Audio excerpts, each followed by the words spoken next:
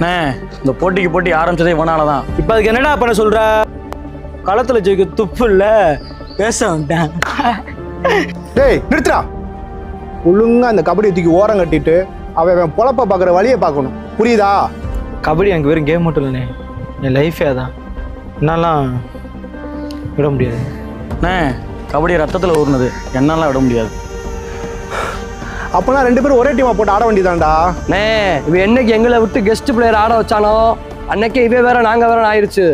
எதனால கேம்ல பாத்துக்கலாம். கேமரா பார்த்துப்போம்.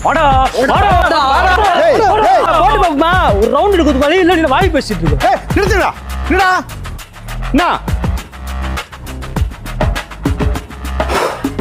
அருவா முள்ளு, இன்னும் 20 நாள் மேட்ச். ரெடி ஆயிக்கோங்க. இப்போ இங்கேருந்து கிளம்புங்கடா.